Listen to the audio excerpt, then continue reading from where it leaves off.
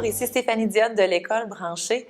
J'ai l'honneur d'avoir avec moi Benoît Petit, qui est conseiller pédagogique au Réseau national développement de la personne de la commission scolaire de Saint-Hyacinthe. Bonjour Benoît. Bonjour Stéphanie, merci de m'inviter. J'apprécie vraiment cette invitation-là. C'est un honneur pour moi. C'est vrai, bien écoute, un bonheur parce qu'en même temps, j'entends beaucoup parler les enseignants justement de la citoyenneté numérique. Puis ça, c'est un élément sur lequel toi, tu t'es penché. Mais je pense que tu préfères aussi parler de maintenant la citoyenneté à l'ère du numérique. Donc, qu'est-ce que c'est pour toi la citoyenneté à l'ère du numérique? Bien, la citoyenneté à l'ère du numérique, c'est de concevoir la citoyenneté au-delà de juste se comporter adéquatement, c'est-à-dire de développer chez nos élèves la capacité à jouer pleinement leur rôle de citoyen. Parce qu'on n'est pas que des citoyens, on n'est pas deux citoyens, on n'est pas un citoyen numérique et un citoyen non numérique. On est toujours le même citoyen. C'est ça. Alors, pour bien refléter ça, c'est pour ça que moi, j'aime mieux dire on développe la citoyenneté à l'ère, parce qu'on est dans une ère du numérique. On a Michel Serres, dans Petit Pousset, qui nous parlait de cette ère du numérique dans laquelle on entre en opposition, ou en tout cas en évolution à l'ère de l'imprimerie. Alors, on voit qu'il y a un grand pas qu'on a fait, c'est un changement qui est majeur, qui est aussi important que l'ère de l'imprimerie en éducation. Et donc, ce changement-là qu'on vit actuellement, on le voit, on regarde les défis qu'il nous pose, mais on le regarde avec un regard, avec des paradigmes d'une autre ère. Alors, peut-être qu'on a besoin de développer chez nos élèves de nouveaux paradigmes. Il y a beaucoup de gens qui disent qu'on veut développer le sens critique chez nos jeunes, oui. Mais encore là, il faudrait peut-être définir ce que ça veut dire, le sens critique. Okay? Je parlais avec un enseignant, Alexandre, de chez nous, qui il me rappelait l'origine étymologique du mot latin. Critique, ça veut dire crible, passer au crible. Mais tout le monde passe l'information au crible, donc c'est pour ça que tout le monde se définit comme étant critique. La question, c'est de savoir, c'est quoi le crible qui nous permet? Et d'ailleurs, c'est peut-être une des clés sur lesquelles on peut avoir du pouvoir, parce qu'on a souvent l'impression qu'on est à la merci des algorithmes, oui. Mais en réalité, les algorithmes se nourrissent de ce qu'on leur donne. Alors, si on est conscient de ça, puis on comprend comment fonctionnent des algorithmes, bien, on est capable de poser des gestes conscients, de dire, je suis conscient que si j'ai regardé 25 vidéos de chats, ça se peut que j'ai beaucoup de vidéos de chats dans mon fil. Quels sont pour toi les critères de base avec lesquels on pourrait proposer aux élèves de commencer quand ils deviennent, comment je pourrais dire, un citoyen à l'ère du numérique qui utilise les réseaux sociaux, des courriels, en fait, tout ce qu'ils utilisent comme application? Moi, je dirais que d'abord et avant tout, de connaître et comprendre, c'est mon premier critère. Connaître et comprendre le numérique. Je parlais d'algorithmes. On parle beaucoup de mégadonnées. C'est quoi, ça, des mégadonnées? Ça fait quoi? Ça a quoi comme impact? C'est majeur l'impact que ça a sur nos vies actuelles.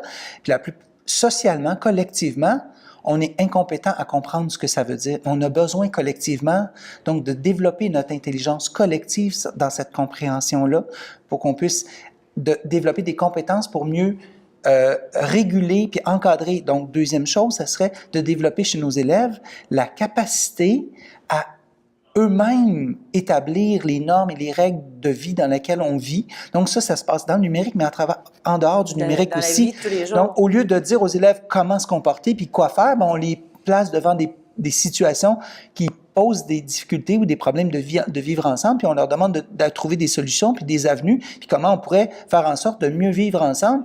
Et ils vont eux-mêmes établir un rapport normatif qui va être le leur, ils vont y appartenir, ils vont y adhérer. Ils ont beaucoup plus de chances que ça opère des transferts à long terme sur leur comportement. Parce qu'on leur dira pas comment agir. Puis en plus de ça, c'est que souvent, on leur dit comment agir par rapport à ce qui existe aujourd'hui et maintenant. Puis la troisième, parce que je t'en ai nommé deux, la troisième, je dirais que c'est développer des compétences humaines.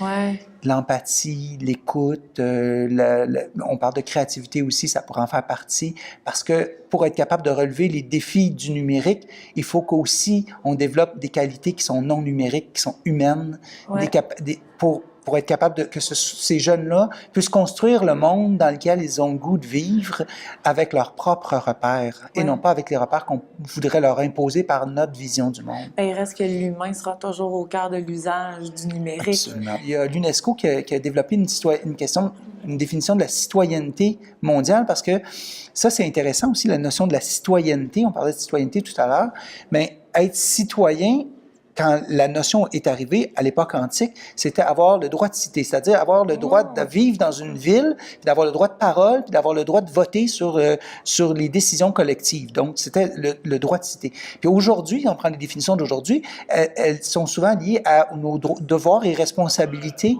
dans un État. Donc, ça rejoint la nationalité. On amalgame ensemble nationalité et citoyenneté. Mais dans l'ère du numérique, la citoyenneté ne peut plus qu'être nationale. Non, elle n'a pas de frontières. Elle n'a pas de frontières. Elle est à la fois macro et micro. On voit de plus en plus de mouvements microscopiques de gens qui reprennent en main leur environnement immédiat par une citoyenneté active et ultra-locale. Par exemple, on voit un quartier, des gens qui décident de se réapproprier leur ruelle, de la fermer, de construire un parc dans leur cours. Et ça, c'est souvent le numérique permet de faciliter ces éléments-là. Puis on retrouve une action citoyenne locale, mais en même temps qui se mobilise sur des enjeux globaux. On regarde les mouvements comme MeToo, la place des femmes, l'équité à l'échelle internationale. Ça a traversé toutes les frontières pour partager des valeurs qui étaient communes dans un enjeu qui, on pouvait penser, était très micro, mais qui est devenu un enjeu qui était très macro et partagé partout. Absolument. Donc, les 3 éléments que tu as nommés, c'est particulièrement amener les élèves à être, les enseignants, certainement, aussi ont des apprentissages à faire sur comprendre l'impact de ce que le numérique apporte. Ensuite, tu as parlé de donner un peu leurs paramètres, de comment eux aimeraient établir leur, j'ai envie de dire, règle de vie, mes valeurs. Absolument. Puis, pour terminer, tu disais vraiment développer aussi ses habiletés personnelles et humaines, d'abord et avant tout, au travers de ça. J'ai une dernière question pour toi, Benoît. Ce n'est pas une question qui tue, c'est la question EDU, qui est proposée par l'Escouade EDU. Et cette question-là, elle est toute simple. Ce serait, toi, Benoît Petit, quel est ton mot pour avoir un impact positif sur les autres? Mon mot, c'est l'empathie. L'empathie. L'empathie, parce que moi, je crois sincèrement que si je fais preuve d'une vraie empathie authentique envers les gens autour de moi, ils vont sentir à quel point je suis solidaire de ce qu'ils peuvent vivre et ressentir. Et c'est un facteur très mobilisant pour s'engager dans peut-être dire « je vais faire un pas de plus, je vais faire un pas parce que je me sens compris, je sens que ce que je vis, c'est reconnu et que là, ce qu'on me propose, c'est à la hauteur de ce que moi, je suis prêt à faire. » Et donc, développer, pour moi, l'empathie, c'est fondamental dans mon travail. Puis je pense que c'est un des facteurs qui est le plus mobilisant pour les gens, c'est de savoir que je comprends ce qu'ils vivent puis ce qu'ils ressentent, puis que je suis capable d'en tenir compte. Que ça nous importe, puis ça les amène à faire un pas de plus vers la transformation de ce qu'ils souhaitent dans leur pratique ou personnellement aussi. Absolument. Merci beaucoup, Benoît, pour ce riche échange. Merci. Ça fait un plaisir. Merci beaucoup.